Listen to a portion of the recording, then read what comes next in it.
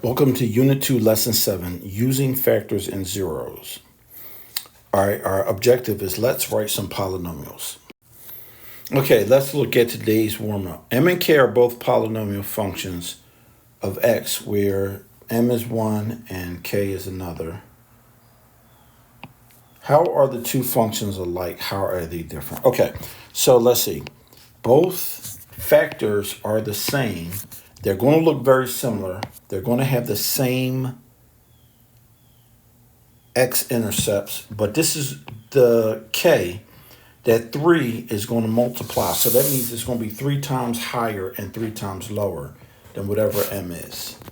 So that's what the constants do. They change the height of the function. So what I suggest you do is you hit the y equals button, you plug them both into the calculator, and you look at them.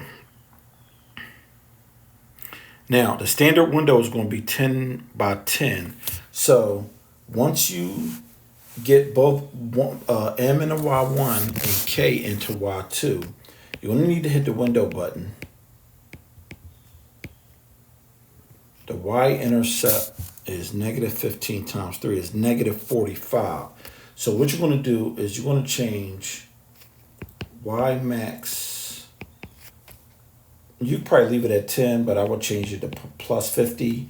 I would change y min to negative 50. That'll give you a nice even graph on both sides of 0. And then after this, hit graph, and you should see the whole thing. So when you change the y windows, it takes the height of the graph up from 10 and negative 10. When you change the x min and max, let's write this down in red. If I change x min and x max in the window feature, what I do is increase the x and decrease the x value. So I change the width. Y max and min changes the height. X min and max changes the width. It allows you to see more of the graph. Okay, now, if they suggested a graphing window of this, that's for the x value. That's x min and x max. And this is y min and y max. What graphing window would show all intercepts of y equals k of x? Well, we already discussed that on the other page. This window will show all intercepts of graph M, but a graphing window for k, we could change the x to negative 5.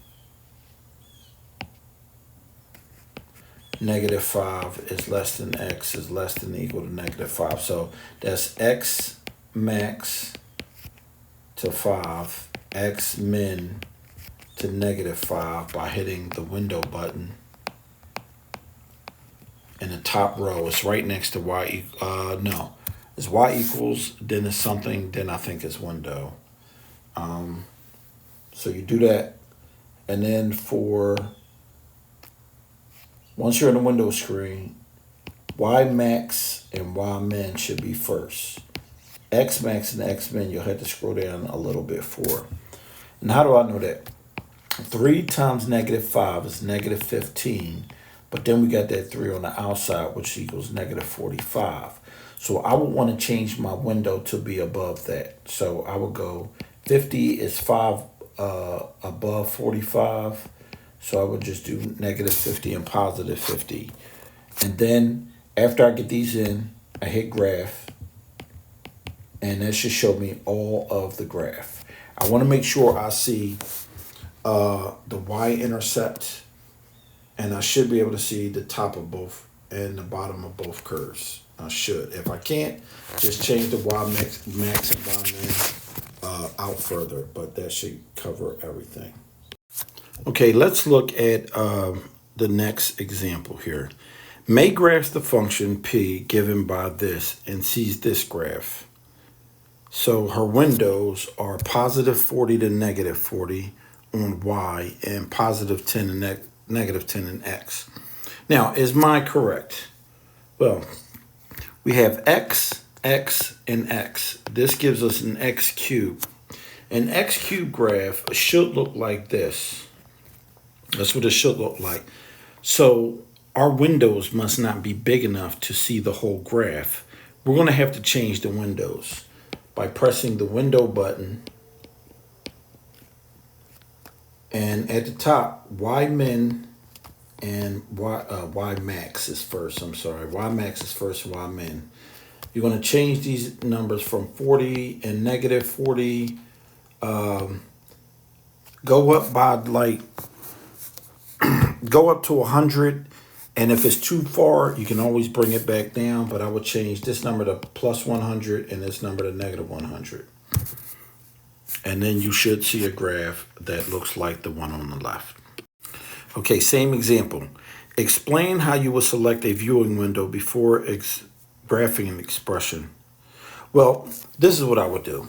I would say, okay, 1 times negative 2 times 15 gives me negative 30. I know at the least this comes through the y-axis at negative 30. So I would start it with my windows. I would hit the window button on the calculator. And I would hit Y max at 30 and Y min at negative 30. And I would have went back and hit the graph button on the far right. And I would have seen if I would get a graph that looks like that. If I don't get a graph that looks like that, then you hit window again and change your windows again and go up, double your numbers, triple your numbers. You keep trying things because you can always change your windows by toggling between window and graph. Okay, now let's look at this one. What viewing window would you choose for graphing? So we got x, x, and x. This is 4 x's. This is x to the 4th. 1, negative 1, negative 2, negative 28. 2 times 28 is 56. There's an odd number of negatives. I get negative 56. I'm not worried about what's in the middle right now. So just by looking at the y-intercept, this is the y-intercept. The constant is the y-intercept. That's very important for helping us choose windows. I would choose the window button. And since it's 56, I would make Y max 60 and Y min negative 60. Then I would hit graph. And if I did not, x to the 4th is even. So what it's going to look like, it's going to look like this.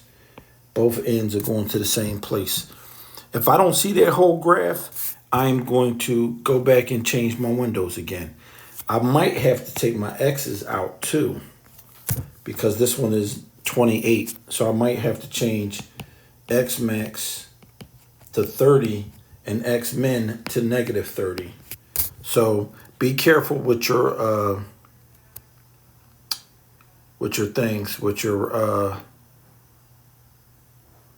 x-intercept, your roots.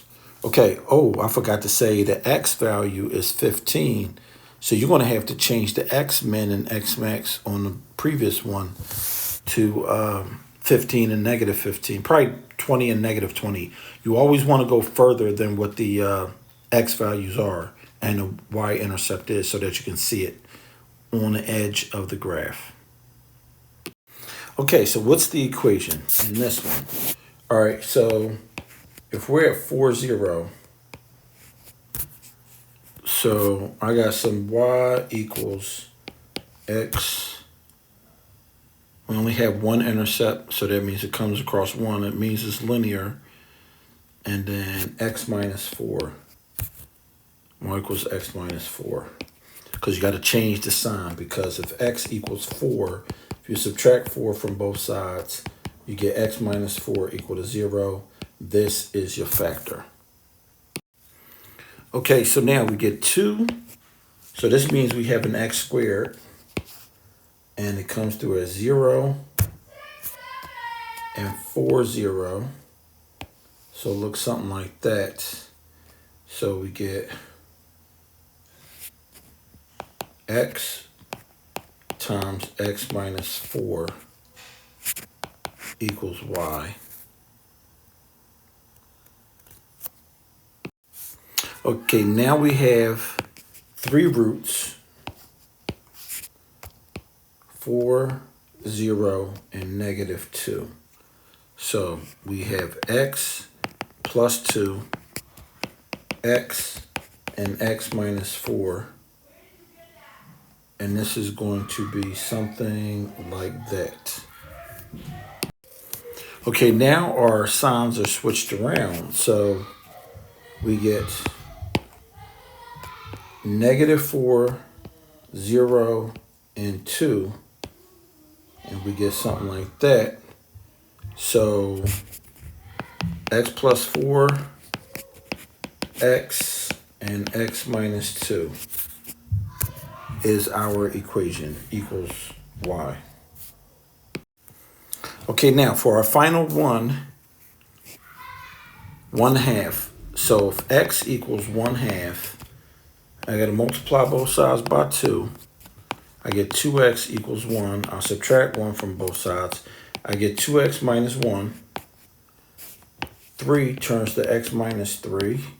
And negative 5 turns to x plus 5. And this is my equation.